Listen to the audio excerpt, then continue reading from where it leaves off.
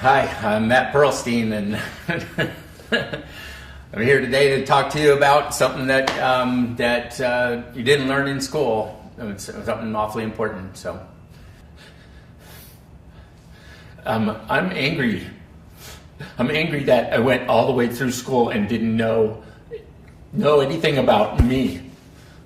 I'm angry that I learned a whole bunch of stuff that I don't care about. I went all the way through college and left disappointed because I didn't know me at all.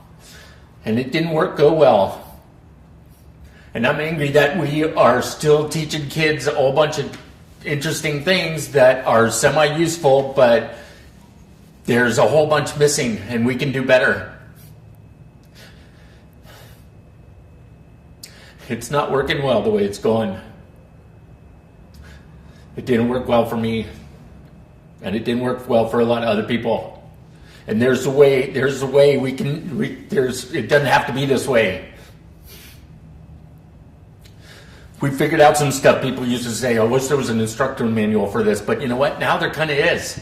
There is a way to do life that works pretty well. And the thing is, it's not just about our left brain. It's not just about the test scores and the stuff we learned in school. It's not. It's about what's going on inside of us. It doesn't even make that much difference what's happening outside of us. It doesn't really make that much difference what's happening outside of us. It matters more what's happening inside, and that we have so much more control and so much more power over than we think.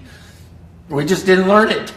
And our parents didn't teach us. Some parents are horrible, but some parents were trying so hard. My parents tried hard to teach me the best that they could. They didn't know any of this stuff. They didn't know. It's not their fault. Some it is, but you know what I'm saying? They didn't teach us because they didn't know. The teachers didn't teach us because they didn't know. They thought the best thing they're supposed to do is get us to get a job and to get through school and to get good test score grades. You know what Google said just the other day? Google, check this out. They said the correlation between test scores and success in job is zero, nada, none. I'm like, come on, it's got to be a little bit. None. They don't even bother.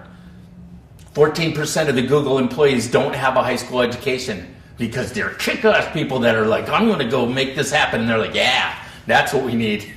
That's what we need. Daniel Goleman did a talk at Google, and he said, you guys have the highest IQ on the planet, right? IQ up here, left brain, smarts, intelligence, what we learn in school up here, awesome, right? And that's cool. That's cool. We need that. But we don't, our EQ, our right brain, the feelings, the stuff that's going on inside us, what do I do? How do I hang out with people? How do I pay attention? I saw a video the other day, we're telling 5-year-olds, sit down, pay attention.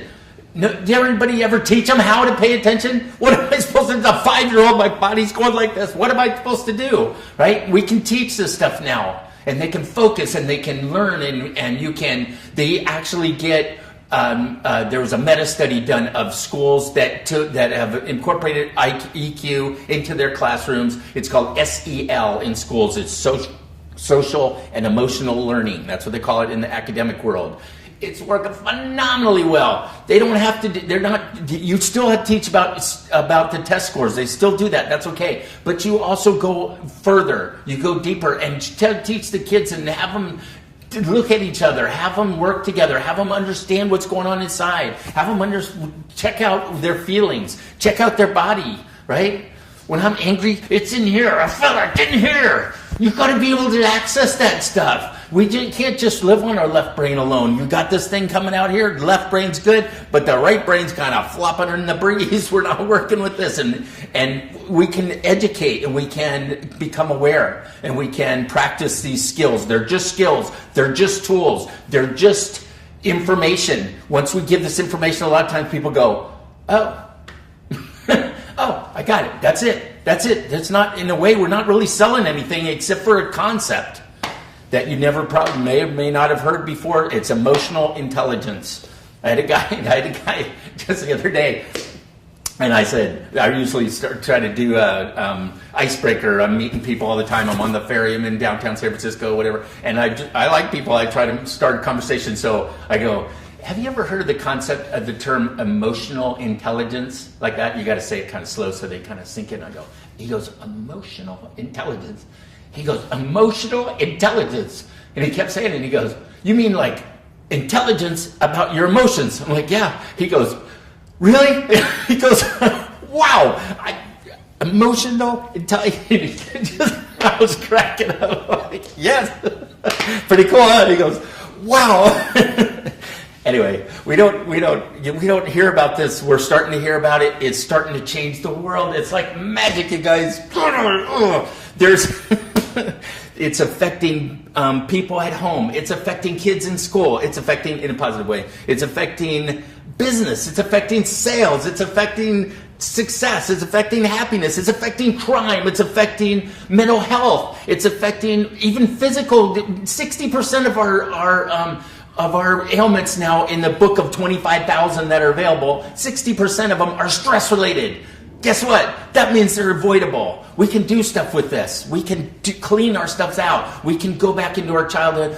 Okay, us as an adult, one of our jobs is to take us as a kid and help that little guy heal, right? Here's how, let me back up a little bit.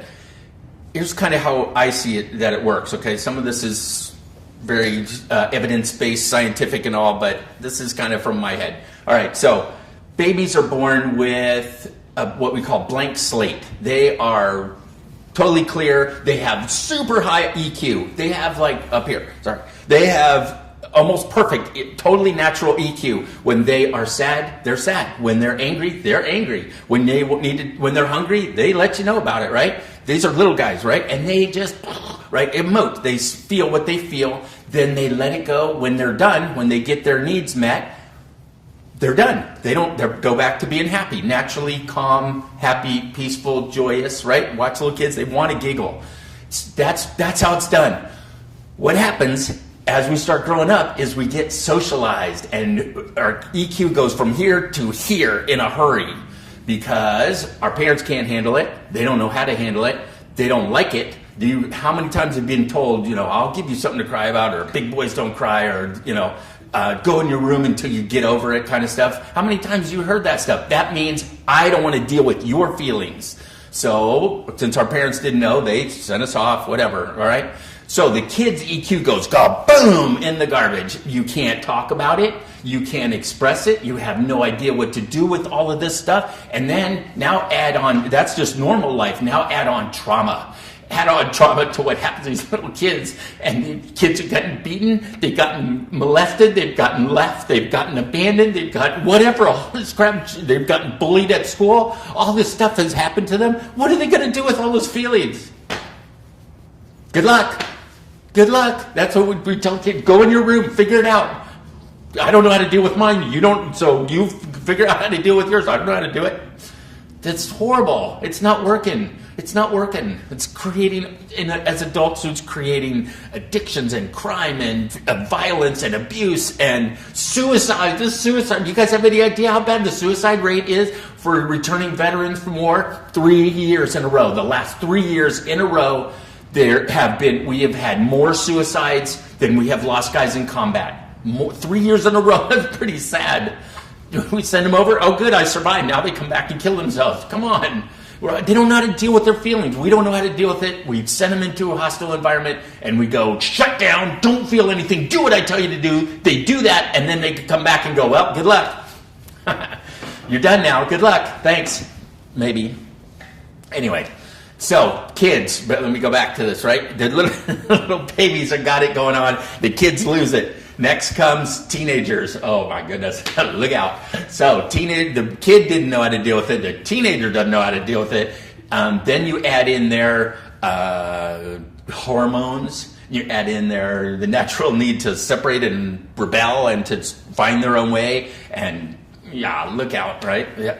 You don't know what's going to happen with them. They don't know what's going to happen with them. So we need to teach them from here on. Anyway, so then as an adult, now you get to decide, okay, now you're not a victim anymore. Now you got control of your life. Now you get to decide.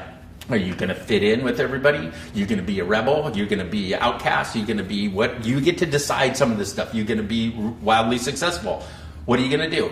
And how are you going to do it? How How do you get this information? How do you find out how to be who you want to be? How do you get your needs met? How do you have relationships? How do you have relationships? We don't learn this stuff in school. We don't learn it anywhere. How? It's hard. It's hard. I'm sure you've noticed. Try getting in a committed relationship. See how hard it is. And you're like baffled, especially guys. Jeez, we're like, what the heck? Right? And we need the instruction manual. Well, it's in here. So, take a break or keep going? Okay.